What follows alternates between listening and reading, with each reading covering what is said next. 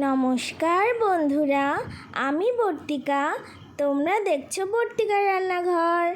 আজ তৈরি করব চিকেন কাটলেট। তাহলে তোমরা দেখতে থাকো।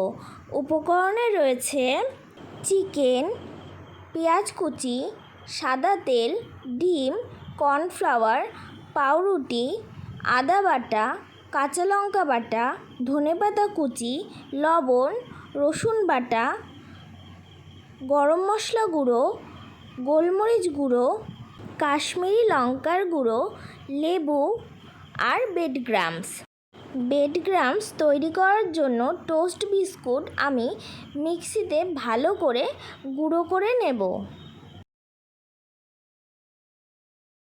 চিকেন কাটলেটের পুরটা এবার তৈরি করে নেব। মিক্সিতে চিকেন, লবণ, পেঁয়াজ কুচি, আদা বাটা, কাঁচা লঙ্কা বাটা, রসুন বাটা, কাশ্মীরি লঙ্কার গুঁড়ো, গরম মশলা গুঁড়ো, গোলমরিচ গুঁড়ো আর ধনেপাতা কুচি, লেবুর রস,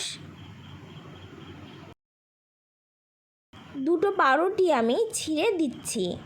এবার ভালো করে ব্লেন্ড করে নেব।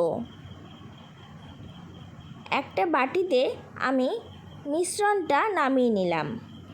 সামান্য সাদা তেল আর একটা ডিম দিয়ে ভালো করে মিশ্রণটা মিশিয়ে নেব।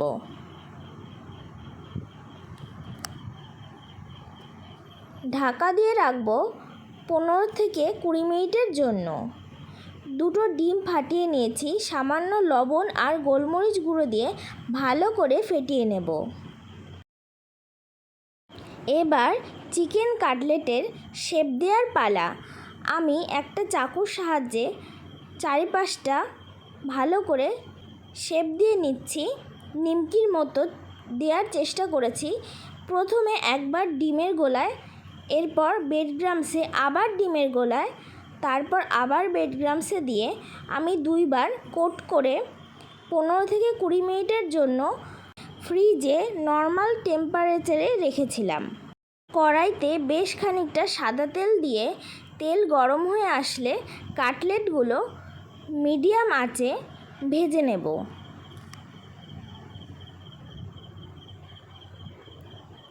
এপিট ওপিট উল্টে কাটলেটগুলো বেশ ভালো করেই ভেজে নিতে হবে।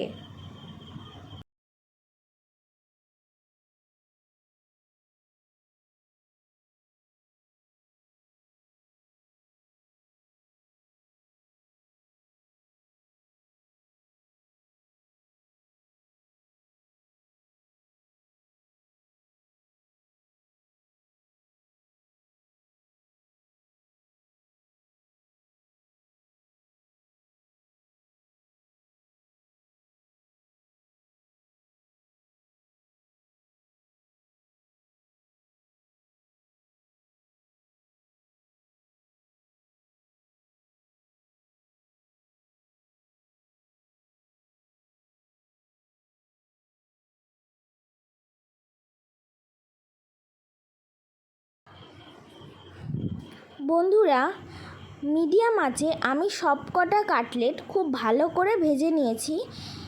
এরপর তুলে নিলেই তৈরি হয়ে যাবে চিকেন কাটলেট। গরম গরম সস কিংবা কাসুন্দির সাথে পরিবেশন করো, তোমাদের ভীষণ ভালো লাগবে। বন্ধুরা, আমার এই রেসিপিটি তোমাদের কেমন লাগলো অবশ্যই জানাবে। আর ভালো লাগলে লাইক, কমেন্ট, শেয়ার এবং আমার চ্যানেলটিকে সাবস্ক্রাইব করে দিতে ভুলো না। আর একবার এইভাবে ট্রাই করো, আশা করি তোমাদের ভীষণ ভালো লাগবে। আজকের মতো টাটা।